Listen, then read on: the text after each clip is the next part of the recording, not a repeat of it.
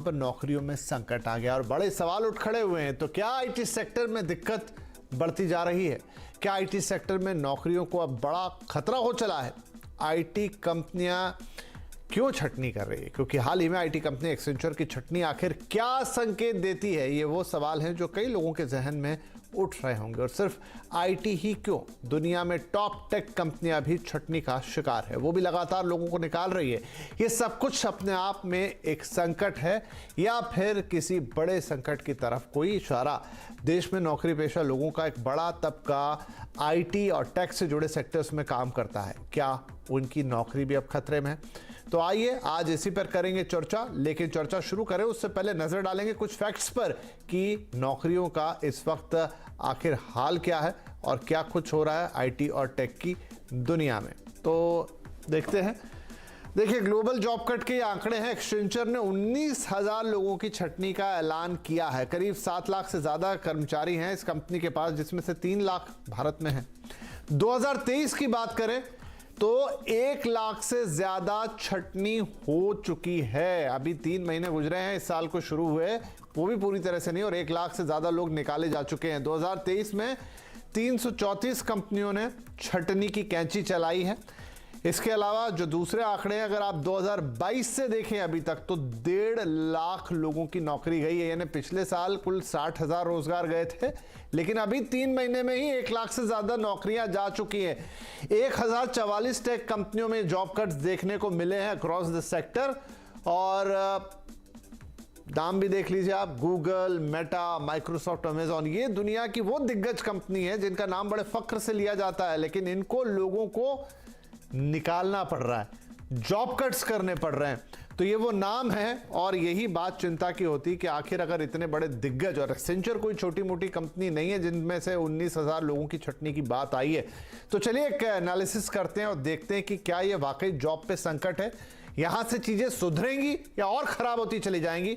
हमारे साथ कार्यक्रम में शामिल हो रहे हैं जीनियस कंसल्टेंट के सीएमडी राजेंद्र प्रसाद यादव, वीसन टेक्नोलॉजीज के को-फाउंडर एमडी अनुराग सिन्हा और प्रोटिविटी इंडिया के एमडी अमित वडेरा। आप सभी का बहुत बहुत स्वागत है। तो सिन्हा साहब, आप भी इसी क्षेत्र से जुड़े हैं। मैं एक्सेंचर के उदाहरण से शुरू करता हूं। 19,000 लोगों का जॉब कट यहां पर हुआ है और आगे भी ये शायद नंबर और बढ़ सकता है। क्या दिक्कतें आ गई हैं ऐसी टेक कंपनियों के साथ? क्या उनकी कोई पुरानी गलतियां हैं जो अब भारी पड़ रही हैं, या वाकई सिनेरियो इतना खराब है कि उन्हें जॉब कट के अलावा कोई और दूसरा तरीका नहीं सूझ रहा है? पहले तो मैं आप सबका धन्यवाद देना चाहता हूं मुझे इस मंच पे बुलाने के लिए। अगर आप आईटी सेक्टर देखें तो एक्चुअली हमें ना इंडिया और आउटसाइड इंडिया दो अलग तरीके से देखना चाहिए। अगर आप आउटसाइड इंडिया देखें तो यूएस और यूरोप मार्केट देखें, इसमें क्या हुआ है कि जब पैंडेमिक था तब उस समय इन कंपनियों ने बहुत भारी लागत की। हम लोग सब अभी जूम के माध्यम से कनेक्टेड है और ये सारी जो टेक्नोलॉजीज है उस समय एकदम आगे आगे थी और इन्होंने खूब इन्वेस्टमेंट किया, ये सोचकर कि ये कंटिन्यू रहेगा, ये चलता रहेगा इस तरह का इन्वेस्टमेंट। लेकिन अब हम देखते हैं कि जब ये कंपनी ने देखा कि इनकी जो रेवेन्यू है उस तरह से ग्रो नहीं हो रही है, तो कहीं ना कहीं इन्होंने ज्यादा इन्वेस्ट कर दिया है और उस इन्वेस्टमेंट के कारण अब उनकी रेवेन्यू जब उतनी ग्रो नहीं हो रही है तो उन्हें छटनी करनी पड़ रही है। लेकिन आप अगर आप देखें यूएस कंपनीज जो छटनी कर रही हैं, आपने नाम भी लिखा है, गूगल, मेटा, फेसबुक, ये सारे प्रोडक्ट कंपनीज हैं और इन्होंने जो इन्वेस्टमेंट किए उनका जो रिटर्न है अभी उनको मिल नहीं रहा है। इसके कारण इनकी कटौती हो रही है। लेकिन आप अगर इंडिया की बात देखें तो इंडिया एक डिफरेंट सिचुएशन में है। यहाँ पर जो ज्यादातर जो टेक्नोलॉजी हायरिंग होती है ये 4 तरह की कंपनियां करती हैं। या तो आईटी सॉल्यूशनिंग और कंसल्टिंग कंपनीज करती हैं, जैसे विजन हुई, और ये बड़ी कंपनीज हुई जैसे टीसीएस, एचसीएल और ये सारी। जो दूसरा बड़ा जो सेक्टर है जो हायर करता है वो हम बोलते हैं जीसीसी। ये सारे कैप्टिव्स हैं, बड़े बैंक्स हुए, बड़े मैन्युफैक्चरिंग कंपनीज हुए, उनकी एक सेटअप्स होती है इंडिया में जहां पर वो हायर करती हैं।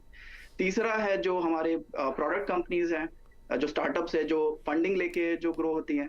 और चौथा है जो हमारी इंडियन कंपनीज है, जैसे एचडीएफसी बैंक हुई, जिनकी खुद की टेक्नोलॉजी सेटअप होती है। तो अगर आप इंडियन आईटी सर्विसेज और ये जो ये सारा सेक्टर देखे जहां इंडिया में हायरिंग होती है, अगर आप खाली वो जो स्टार्टअप वाला जो इकोसिस्टम है वही खाली थोड़ा सा थ्रेटेंड है, क्योंकि वर्ल्ड ओवर ये थोड़ी फंडिंग की प्रॉब्लम है। उतना इजीली अभी जैसे वो लोग पहले कैश रेज कर सकते थे, उतना इजीली कैश रेज नहीं कर पाते।